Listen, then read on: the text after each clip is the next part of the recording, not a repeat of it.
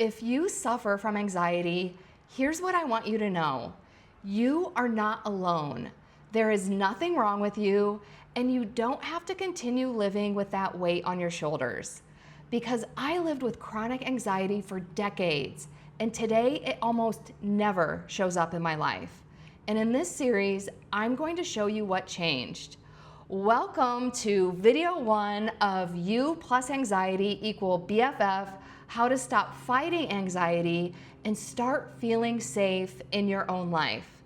I'm Angie, your inner glow coach, and I help women stop letting anxiety run their lives so they can finally stop playing small and wake up to their own power.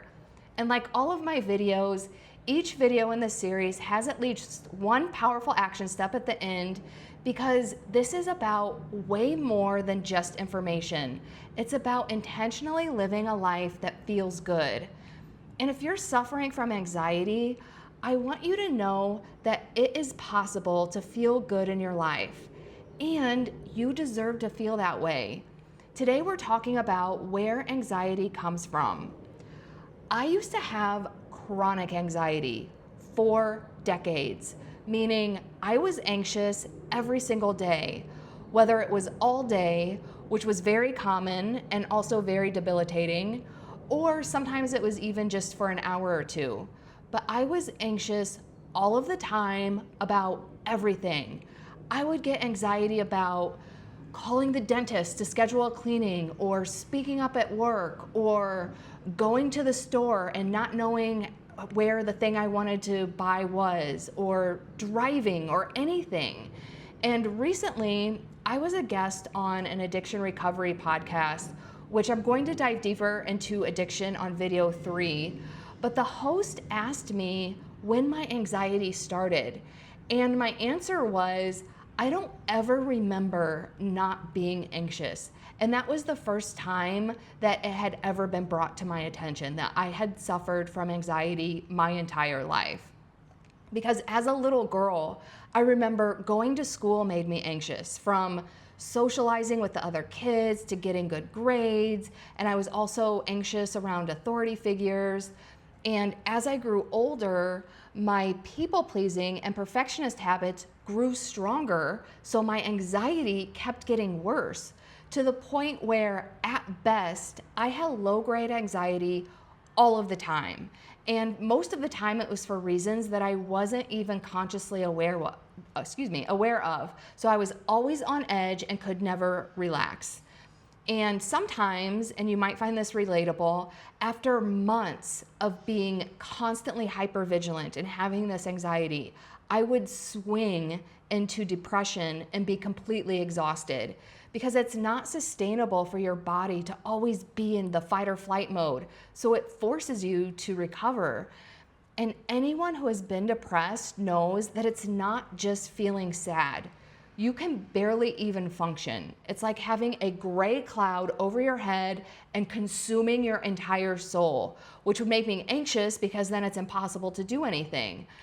And as an adult, I had very frequent anxiety attacks. A few times I went to the ER thinking that I was having a heart attack because my chest was tight, I couldn't breathe, my palms were sweaty, and only to find out that I was having an anxiety attack, which was very embarrassing. And I also remember one time I called 911 thinking that I was having a heart attack, and the operator walked me through my symptoms, and he was like, "Are you sure you're not anxious?"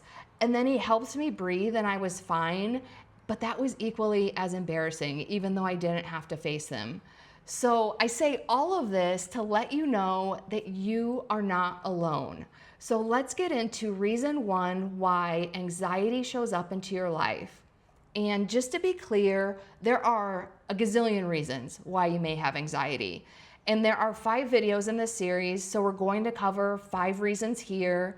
But there are other reasons. You may have a chemical imbalance or a medical condition. You may drink too much coffee, or you may not be getting enough sleep.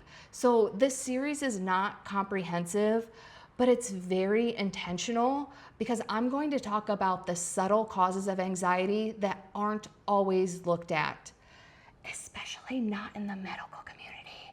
because they just want to prescribe pills and send you home.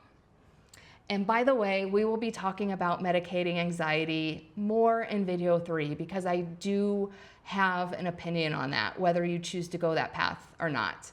But my point is, these videos may resonate and they may not, and that's okay. This is all information sharing, so all you have to do is take what's helpful for you. Why you have anxiety, reason number 1, your limiting beliefs. The GMI-GLOW method stands for go back to your childhood because as children and teenagers, we're under the legal supervision of our parents or other caregivers. And sometimes those environments can feel emotionally or even physically unsafe. So we create mindsets and behavior strategies to survive in these environments, which if you think about it is actually very intelligent because otherwise we would go crazy. But the problem is, as adults, these behavior strategies that we develop to survive in those environments no longer serve us, and they can actually cause us a lot of pain. And sometimes that pain comes in the form of anxiety. So for instance, to give you an example of this, I grew up with emotionally unavailable parents. So as an adult, I understand what that means, but as a child, I did not have the tools or knowledge to be able to interpret that situation. So as a child, the way I interpreted the situation is that I developed a belief that I didn't deserve to be loved. So because I felt like I was inherently unworthy of love, I was always reaching for things outside of myself for love and approval. So this is how I developed people-pleasing and perfectionist behaviors because I always needed something outside of myself to prove my worth, which was very exhausting and very anxiety-inducing because I was always on edge trying to manage things outside of myself, and if it was uncertain or wasn't going well, I would just be in a frenzy. And when I started my healing journey, I started creating new beliefs that were rooted in truth, such as I deserve to be loved. And when I truly started believing this, my anxiety went away. Now I very rarely have anxiety. And when it does come up, I handle it so differently than I used to because I know how to feel safe in my body while feeling it, which is something that we are going to cover in this series because that is such an important skill to have. And all of this to say, you may have similar limiting beliefs and behaviors that are causing your anxiety. And the good news is that you have the power to change those beliefs and behaviors just like I did. And trust me, if I can do it, anybody can do it. Because I used to not even think happiness and fulfillment was something that was even available to me because I thought anxiety was my personality and that's just the way I was and it was never going to change. And it does take work, but you can change your beliefs and behaviors. Happiness and fulfillment is available to you, and believe me, you are worthy of it. So this brings us to our action items. I'm going to do 2 in this video. And again, these are practical steps that you can implement in your everyday life so that you can embody change, because awareness alone doesn't stop anxiety. And you may even had experience with this because you have thoughts like, why can't I just stop? Why am I still triggered? And most likely you're missing this integration piece. So the first action item, it's something I've talked about in other videos. The second step is somewhat new. I think I mentioned it in another video though, but I only repeat things when they are important. So action step number 1 is the 90-second anxiety slayer. If you are in the midst of anxiety or an anxiety attack, I'm going to show you how to have it go away in 90 seconds. Because when you're in the moment, it feels like your feelings are like so overwhelming and all-consuming and that you're powerless against them. And that is not the truth. The truth is you have way more control over your body than you think. So this is what you do. So first of all, when you're in the moment, you're having these physical reactions in your body. So maybe your chest feels tight, maybe your heart is beating really fast, maybe you're feeling sweaty. So you're having these physical sensations that's going on in conjunction with whatever's going on in your head. So this is a scientific fact. The physical sensations in your body that stem from these emotions only last for 90 seconds. The reason why they tend to last longer is because the emotional stories that we're feeding into them. So for example, with me, because I had this belief that I didn't deserve to be loved, I would get caught up in these ruminating thoughts of I'm not worthy, I'm not important, blah, blah, blah, blah, blah, blah, blah. So the first step of this, get rid of the story. Just don't even think about it. And I know that's easier said than done, but I always tell myself this is temporary. I can worry about it later, because the truth is, it is temporary. You do have to deal with those limiting beliefs later, but it's best to do it from a calm, rational state than this heightened, intense state. So get rid of the story in your head. Again, it gets better with practice. And then step 2, simply focus on the physical sensations in your body. So for example, when I have anxiety, it feels like my chest is in a vice. So I usually put a hand on my chest to make sure I'm focusing on my chest. And I'll even consciously have the thought, my chest feels tight. I can feel my heart racing. I feel sweaty. I just focus on the sensations in my body. I also put a hand over my diaphragm stomach area to ensure that I'm breathing. Ideally, you would be taking deep diaphragmatic breaths, but sometimes when your emotions are really intense, just focus on breathing. It doesn't matter where it's coming from. So focus on the sensations in your chest, focus on your breathing.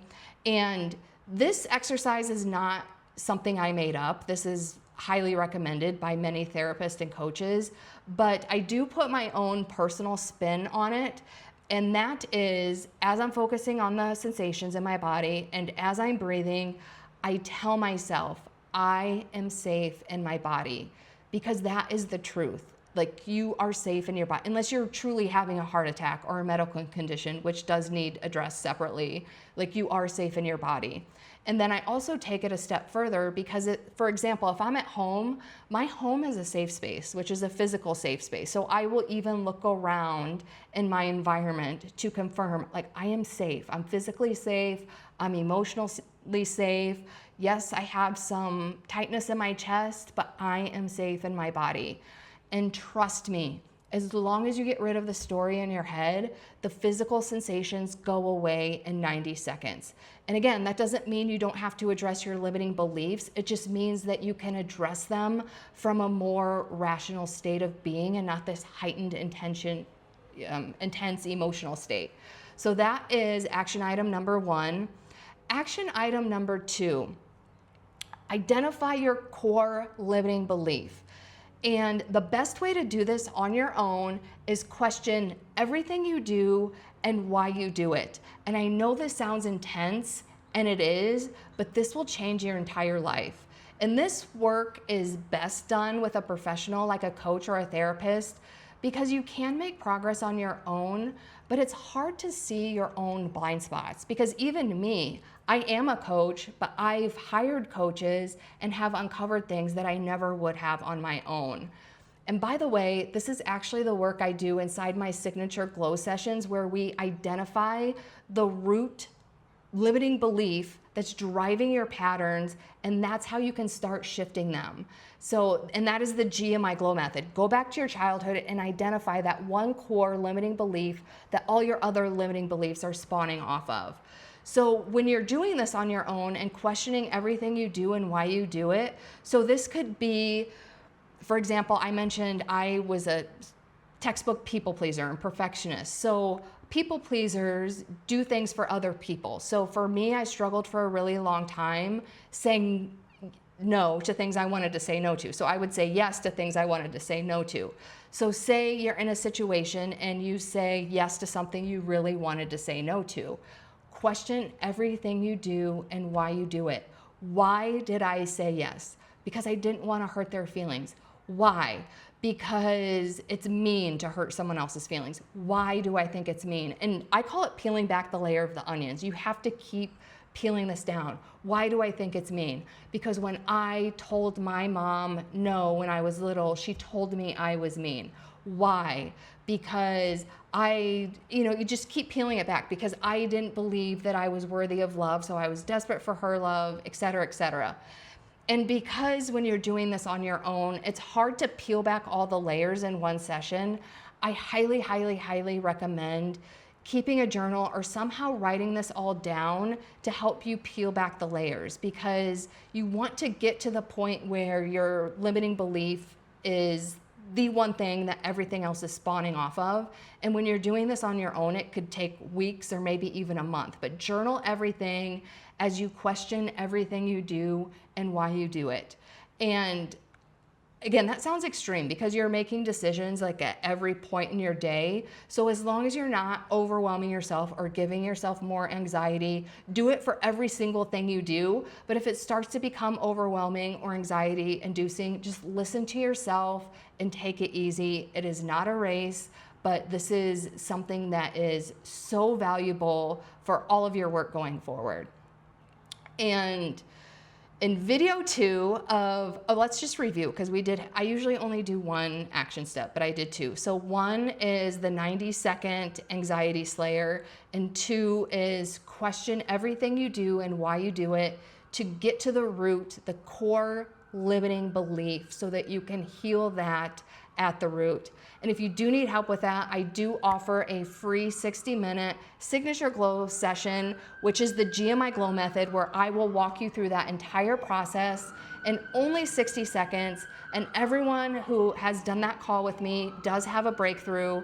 So whether you continue working with me or not, simply understanding those patterns can be incredibly freeing. So that link will be in the description.